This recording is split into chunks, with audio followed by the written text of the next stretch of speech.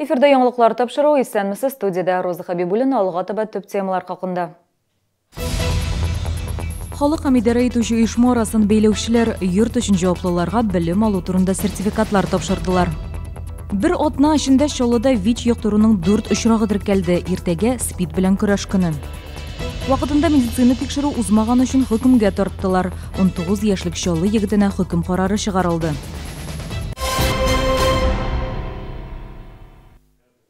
Идарә итүче оешмалар һәм халык арасын бәйләүчеләр белем алды. Бүген Жилкомсервис идарә итүче оешмасында 35 йорт өчен җаваплыга өстәмә белем бирү турында сертификатлар тапшырдылар.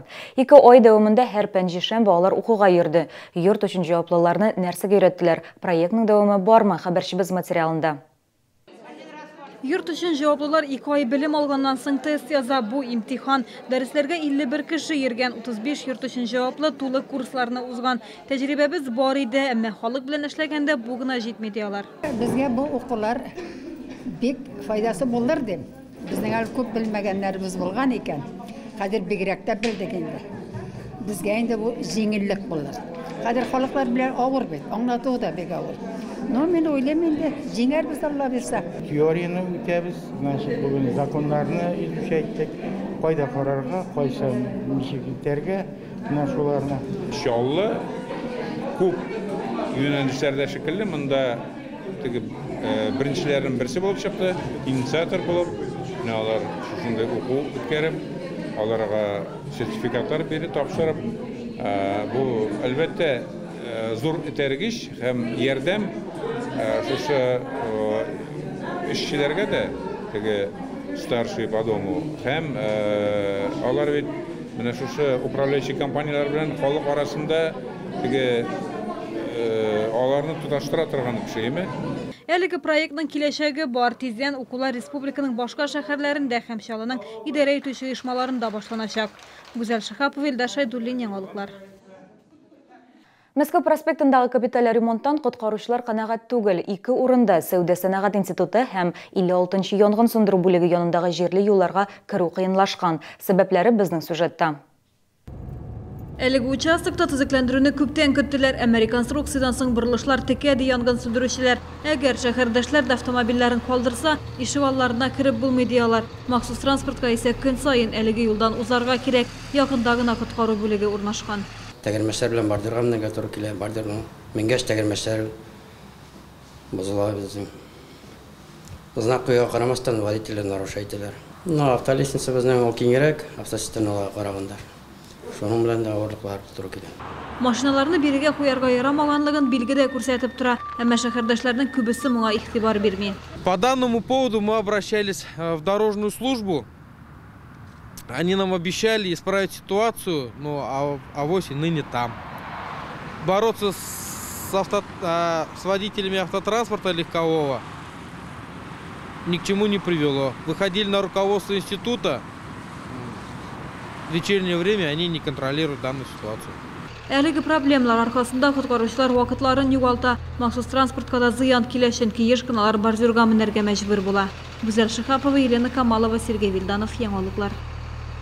Иртәгә 1 декабрьдә дөнья күләм СПИД белән көрәш көне. Ел саен Татарстанда меңләгән кешедә ВИЧ ачыклана. Агымдагы елда республикада 1061 кешедә ачыкланган. Авырулар саны аеруча Казан, Чаллы, Әлмәт, Бөгелмә һәм Лениногорск шәһәр районнарында күп. Авыруларның яртысыннан артыгы ВИЧ инфекциясын җинси мөнәсәбәткә керү сәбәпле юктырган. СПИДны кисәтү өчен республиканың Роспотребнадзор идарәсендә 8 декабрьгә кадәр кайнар элемтә телефоны эшли.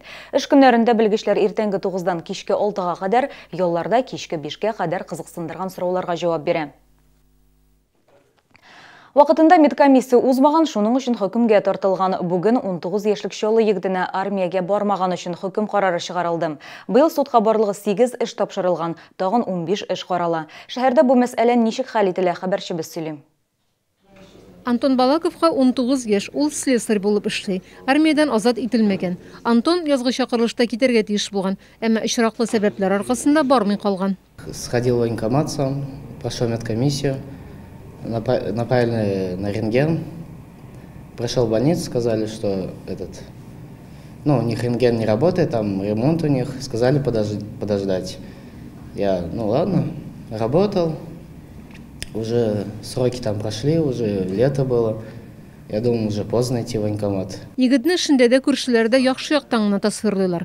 Моңарчы бер тапкырда хөкемгә тартылмаган, мактау кәгазьләре, дипломнары бар. Бу Антон өчен уңай күрсәткечләр. Ул үз гаебен тулысынча таный. Уклоняться не хотел, не собирался, не буду. Служить хочу. Башта прокуратура яшь кешегә 100 000 сум штраф салырга тәкъдим иткән иде. Әмма суд эшне карап чыкканнан соң башка карар чыгарды. Признать Балакова Антона Геннадьевича виновным в совершении преступления, предусмотренного частью 1 статьи 328 УК РФ, и назначить наказание в виде штрафа в размере 30 000 рублей. Меры пресечения Балакова в виде подписки о невыезде и надлежащем поведении до вступления приговора в законную силу оставить без изменения. Хәрби комиссариат вәкилләре әйтүенчә, армиягә бармаучылар саны елдан-ел кими. Чөнки егетләрне моның өчен җитди җәза көтә. Профилактика алып баруда үз нәтиҗәсен бирә икән. Вначале проводим очень большую профилактическую работу. Первое, это, конечно, мы ведем оповещение работниками военкомата. Второе, мы отправляем письма призывникам и их родителям, предупреждая о том, что к чему может привести данное уклонение. Третье, это идет профилактика, вызов в прокуратуру. Ну а на 4-м этапе уже, когда мы собираем уже материал по уклонению, передаем на принятие решения работникам прокуратуры о передаче в Следственный комитет на возбуждение уголовного дела. Шәһәр судында армиянан качу белән бәйле тагын 15 эш карала. Рим Әхмәтова, Ксения Антонова, Илдар Шайдуллин, яңалыклар. Шәһәр прокуратурасы мәйет җирләү һәм күмү эшләрен оештыру таләпләрен үтәү буенча тикшерү үткәрде. Аның барышында хукук бозу очрагы ачыкланган. 8-нче федераль законның 9-нчы маддәсе нигезендә якыннарын күмүчегә түләүсез күрсәтелергә тиешле хезмәтләр исемлеге билгеләнгән. Моңа күмү өчен кирәкле документларны рәсмиләштерү, табут һәм башка кирәк яраклар белән тәэмин итү, мәетне зиратка илтү һәм күмү керә. Чаллыда исә күмү эшләре белән шөгыльләнүче махсус хезмәт юк. Бу халык үзләренә тиешле хезмәтне ала алмый дигән сүз. Тикшерү нәтиҗәләре буенча башкарма комитет җитәкчесе исеменә прокуратура хаталарны төзәтү турында шикаят белдерде. Чаллыда лазерлы технологиялар компетенциясе буенча World Skills бәйгесенә сайлап алу туры узды. Чарага республиканың төрле район һәм шәһәрләреннән катнашучылар килде. Алар Сахалинда узачак Россия күләм финалга узу өчен көч сынашты. Юкка гына сайлап алу турын Чаллыда уздырмадылар. Оештыручылар безнең шәһәрне лазерлы технологиялар үзәге дип атый. Катнашучылар 3 көн дәвамында станок белән компьютер арасын тапты. Бәйгедә төрле категорияда 11 кеше катнаша. Беренче төркемдә 14-16 яшьлекләр, икенчесендә 18-22 яшьлекләр. Мин бу заданиеларны яхшы төпләп эшләдем. Шуңа күрә мин призлы урынны алачакмын. 5 команда 5 төрле районнан, Биектау районы, Чаллы шәһәреннән, Мамадыш районыннан, Зинадовск шәһәреннән һәм Чупрәле районыннан килгән командалар катнаша. Аларга 7 модульдан торган задание бирелә. Алар 3 көн эчендә шушы 7 модульдан торган заданиены эшләп, җиренә җиткереп эшләп, яхшы результатлар күрсәтергә тиешләр. Җиңүчеләр киләсе елга Сахалинда узачак Россия күләм World Skills бәйгесендә катнашачак. Гүзәл Шихапова, Ксения Антонова, Сергей Вильданов, яңалыклар. Хәзер рекламалы мәгълүмат 6 декабрьдан 10-сына кадәр Чаллыда кабат бөтен Россия ярминкәсе узачак. Сатып алучылар игътибарына товарларның киң ассортименты тәкъдим ителә. Каспий, Ерак Көнчыгыш, Якутиядан балык ризыклары, Удмуртиядан сөт ризыклары, тәмле ит ризыклары, Абхазиядан сырлар, баллы тәм-том, чәй балының затлы төрләре беркемне дә битараф калдырмый. Ярминкәдә кышкы киемнәр, яңа ел бәйрәменә олылар һәм балалар өчен үзенчәлекле бүләкләр дә бар. Бөтен Россия ярминкәсен оештыручылар сатып алучылар арасында көнкүреш техникасы һәм бүләкләр уйнатачак. Ярминкә 32-нче комплекста Мегастро гипермаркеты мәйданындагы павильонда оештырылачак. Бүгенге менәшләр, сау булыгыз.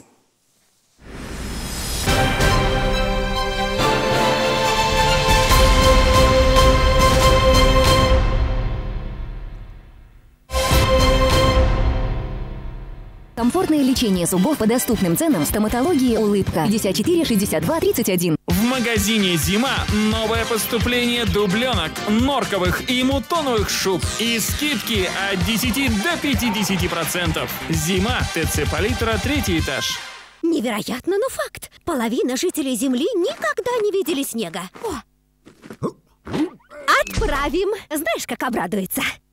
Радуем скидками в корпорации «Центр» и «Селдом» до 50%. Смартфон Xiaomi с мощными камерами за 8888.